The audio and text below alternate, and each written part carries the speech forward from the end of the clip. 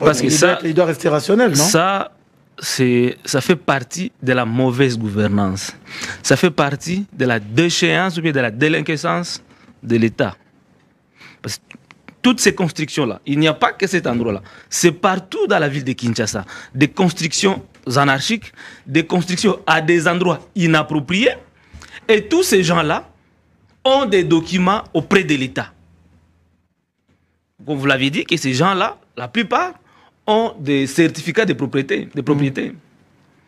Qu'est-ce que l'État, pourquoi est-ce que l'État avait vendu, avait donné des certificats à ces populations-là? Ils sont dans les droits, n'est-ce pas?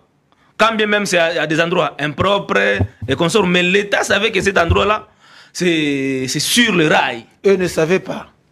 Eux savaient. Non, en voyant ces lois, vous comprendrez que non, ici, c'est réservé pour telle ou telle autre activité de l'État. Mais l'État lui-même prend encore courage de donner des documents légaux aux propriétaires de ces endroits-là. Ce ne sont pas les escrocs qui travaillent auprès de... Allez, on va dire comment? Si on auprès peut dire, de l'État, justement. Si on peut dire que ce sont des escrocs. Des escrocs. Ouais. Ah, donc l'État est escroc. L'État a escroqué sa population.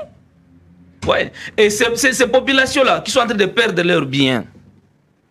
Bon, je ne dirais pas que par imprudence ou consort, l'État doit les prendre en charge. Par irresponsabilité, peut-être? Par son irresponsabilité. Parce que l'État qui leur avait donné les autorisations de construire. Parce que quand vous voyez un immeuble déjà de 6 niveaux, c'est qu'il a une autorisation de construire. Quand vous voyez déjà quelqu'un qui termine une belle maison bien établie, c'est qu'il a les documents légaux. Les documents qu'il a eu par l'administration. Et quand on parle de l'administration dans ces domaines-là, on voit les cadastres et les titres immobiliers. Ça existe. Alors, on doit poser question à ces services-là. Là, nous voyons la pauvre population dans ces problèmes-là. Mais au-delà de ça, mais l'État lui-même est dans le même bêtise. Allez ici à Mondiba, en face de la galerie Saint-Pierre. C'est sur les rails qu'il y a un bâtiment imposant qu'on a de construire là-bas. Comme quoi ça va être un bâtiment de, je crois, du cadastre. Mais c'est sur les rails. Je parie même qu'on a arraché les rails qui passaient par là. Ça, c'est l'État lui-même qui pose des actes comme ça. Et quand c'est la population, il faut casser. Quelle leçon qu'il est en train de donner? Oui, mais vous-même, Boubalama, non, laissez-moi terminer. Je vais donner quelques cas. Allez sur, comment on appelle, boulevard Triomphal. Quand il plaît, s'il vous plaît, cet endroit-là est impraticable. Je ne pense pas si Djagas Djemba, quand il plaît, il peut passer là-bas avec sa voiture. Parce que l'eau est à un niveau là où même les dits peuvent être emportés par l'eau. Mais c'est à cet endroit-là que l'État a donné l'autorisation de construire un immeuble aussi imposant comme Arena de Kinshasa. Le centre, comment on appelle ça, le centre culturel. C'est à cet endroit-là. Où quand il plaît, ça devient invivable. Et imaginez-vous maintenant l'eau qui sera en train de venir de ces deux bâtiments-là. Seront gérés comment? Ça fait aussi partie des constructions à des endroits inappropriés. Ça, c'est l'État qui pose ces genres d'actes. L'État est irresponsable à tous les niveaux. Il doit être conséquent pour organiser encore la vie à Kinshasa. C'est chaque jour qu'il y a des lotissements à Kinshasa. Et la ville de Kinshasa n'est habitée qu'à 27%. Les 77% est inhabité, inoccupé. Et il y a des lotissements qui sont en train d'être faits à Kinshasa qui ne respectent pas les normes. Et quand des lotissements sont faits comme ça, on ne réfléchit pas à y mettre les courants, on ne réfléchit pas à y mettre la régie des eaux, on ne pense pas à y mettre la voirie.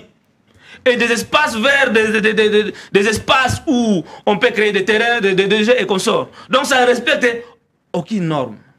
Et quelques années après, ça pose problème. Et ça, c'est l'État qui est en train de vendre. Parce que quand il y a un agent de l'État qui se présente, qui se pointe dans ce genre de conditions, il ne vient pas en titre individuel. Il représente l'État. Ouais. Et si cet agent est un agent véreux? Il va être véreux comme alors qu'il c'est un agent qui est connu avec son matricule, avec un ordre d'émission de l'État. C'est signé. C'est l'État lui-même qui est là à travers un agent. Quand vous êtes dans l'administration publique, là où vous exercez, c'est l'État qui vous représentez. À tous les niveaux. Ça veut dire que chaque Congolais aussi à son niveau a une part de responsabilité. Et vous allez voir aujourd'hui, messieurs les journalistes, quand vous allez aux différents cours de tribunaux, là où il y a un particulier qui est en conflit avec l'État, c'est toujours l'État qui est perdant. Beaucoup de dettes qui sont répertoriées à l'OGDEP, la plupart c'est lié au conflit, c'est lié à la justice. Quand on condamne l'État, on envoie ça à la DGD parce que à l'OGDEP parce que l'État, l'État qui dit en fouca. Parce que beaucoup d'actes posés par l'État congolais, beaucoup d'actes posés par l'acte congolais ne suivent pas les normes établies. Et tous ces gens qui posent ces actes-là, ils n'ont jamais été inquiétés. Là, il y a des démolitions. C'est la population qui est victime. Comme vous l'avez dit, ceux qui ont vendu, l'État et ses acolytes, ses agents, qu'est-ce qu'on en fera? Et il ne faudrait pas, ça il faudra être prudent, qu'il y ait des démolitions aujourd'hui et que demain vous voyez des gros bâtiments de dignité qui commencent à pousser à ces endroits-là. Oui.